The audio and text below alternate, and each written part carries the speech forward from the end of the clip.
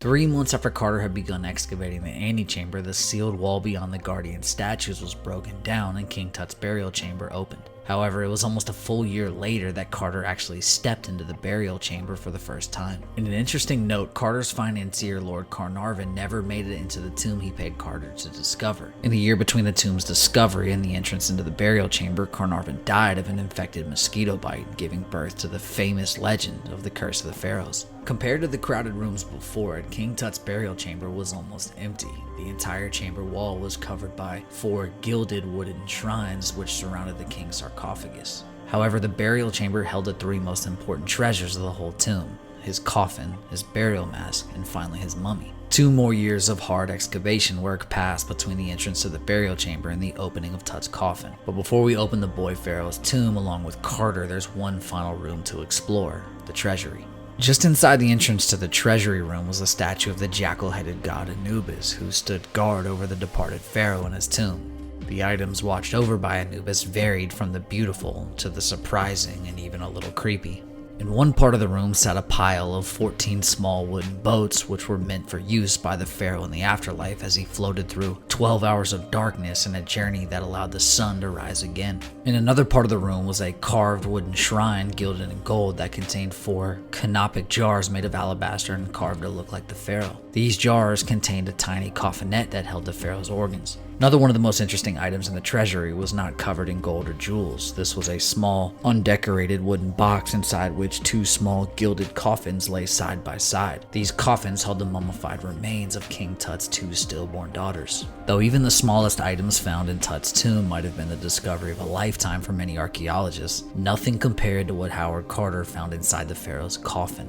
The moment Carter opened Tut's coffin remains one of the greatest days, potentially in archaeological history. Here are Carter's own words describing the moment. I carefully cut the cord, removed the precious seal, drew back the bolts, and opened the door. None of us but felt the solemnity of the occasion. In a dead silence, the huge lid, weighing over 1.25 tons, was raised from its bed.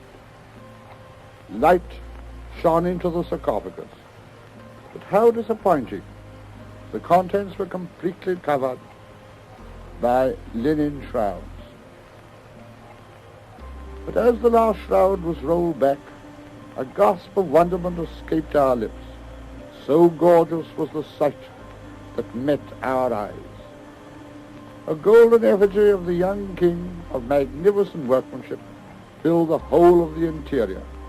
What Carter eventually discovered is that the boy pharaoh was not buried in just one coffin, but rather 3, each one placed inside the other like a Russian nesting doll. The 2 outer coffins were crafted from wood and covered in gold, and they are stunning on their own. However, the innermost coffin is the most famous and spectacular of the 3.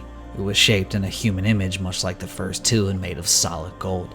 The inner coffin weighed almost 250 pounds, and the amount of gold and jewels used in its crafting are estimated to have been worth $1.7 million at the time of its discovery. But even the magnificence of the inner coffin was not the greatest treasure of the burial chamber. Carefully, 8 of Carter's men lifted the lid of the final coffin and revealed what they had all been waiting to see: King Tut's mummy. Here is Egyptologist and historian Aidan Dotson describing some of the amazing details of the boy king's sarcophagus.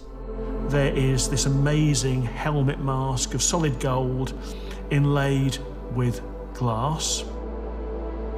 There's this great scarab on its breast. There are gold hands. There are inlaid strips with magical formulae all over the whole thing. Nobody had ever seen this before.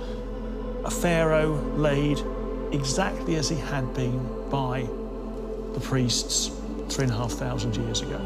Tutankhamun's burial mask is one of the most famous items ever discovered from ancient Egypt. The gold mask is featured with inlays of colored glass and gemstones, including lapis lazuli for the eye surrounds and eyebrows. Quartz was used for the eyes, and obsidian was used for the pupils. The inlays of the broad collar included carnelian, feldspar, turquoise, amazonite, faience, and other stones. The golden funerary mask deserves its own video, but needless to say, it was a stunning treasure that immediately caught the imagination of the entire world.